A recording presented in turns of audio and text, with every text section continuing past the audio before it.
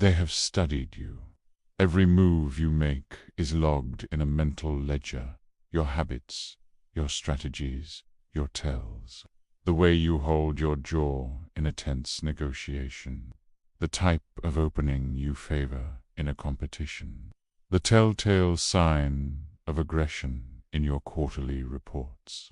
They have collected this data, analyzed it, and built a model of you in their minds. They believe they have solved the equation of you. And in this, they have made their first and final mistake. They are proud of their work. Their ego demanded it. The ego craves definition. It wants to pin things down, to label them, to understand them, so it can control them. And it builds a cage for you, made of its own conclusions.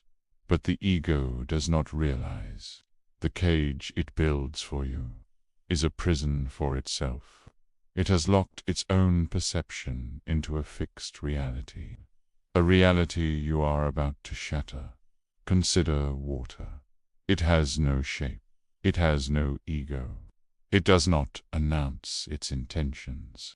Pour it into a cup, it becomes the cup. Pour it into a riverbed, it becomes the river. It is fluid, adaptable, and silent. But when focused, when compressed, it can cut through steel. When amassed, it can crash through any defense. You are not the predictable man they have studied. That man is a ghost, a whisper, a cage they built. You are the water, and you will be the flood that washes their world away. Sun Tzu wrote that victory is not won through direct confrontation. It is won before the battle ever begins. He said, the ultimate in disposing one's troops is to be without discernible shape.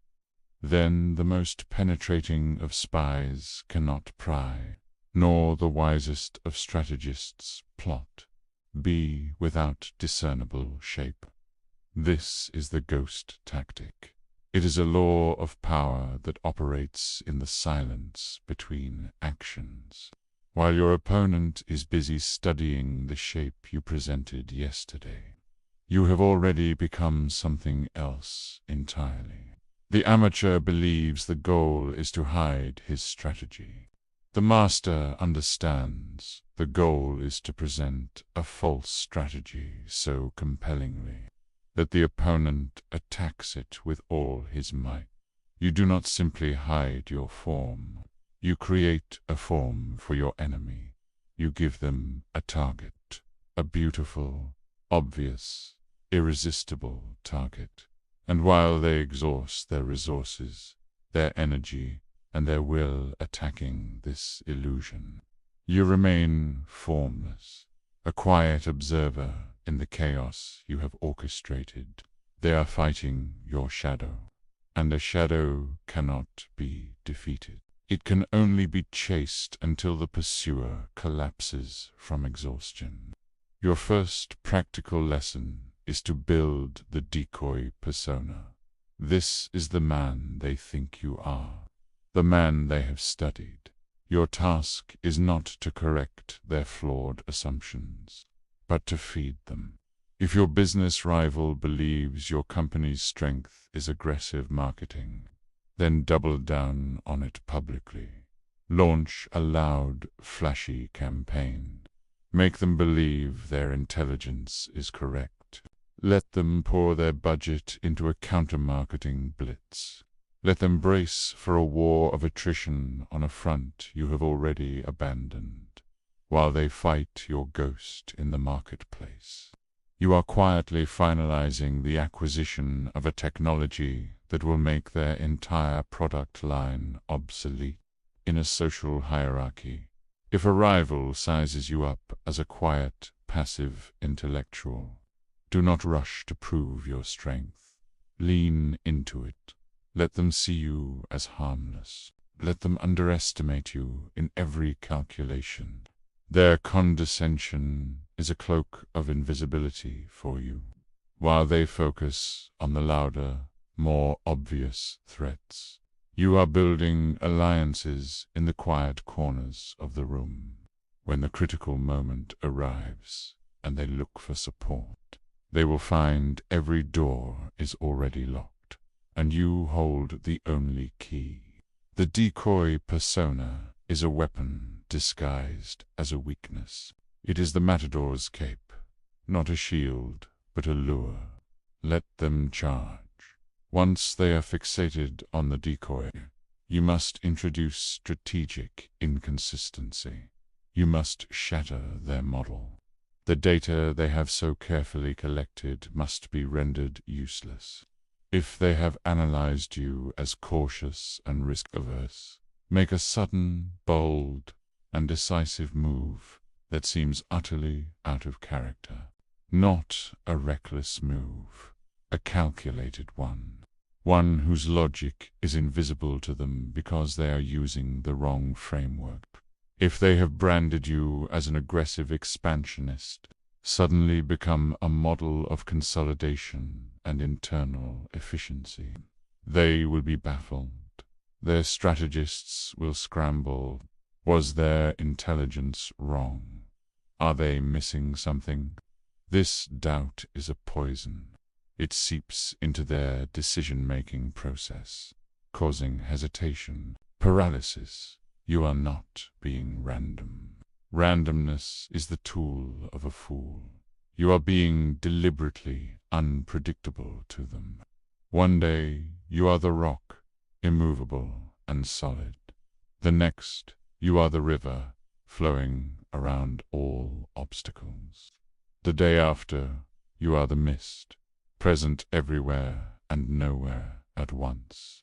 They are trying to play chess with a man who can change the nature of the pieces at will. Their analysis will collapse under the weight of its own contradictions. They will be left with only one option: to react. And he who only reacts has already lost. Now for the most refined tactic of all, the one that requires a complete mastery of your own ego. Let them win. Let them win the small battles, the skirmishes on the periphery. In a negotiation, concede on the points you never cared about. Fight for them just enough to make the concessions seem valuable. Let the other party feel they have extracted a heavy price. Let them walk away from the table feeling victorious, proud of their skill. Their ego, now swollen with victory, becomes your greatest ally. It tells them they are smarter. It tells them they have your measure. This confidence creates blindness. They will be so focused on the small victories they have won, they will not see the one critical concession they made without a thought. The one clause in the contract that gives you everything. The one piece on the board they sacrificed, believing it was worthless.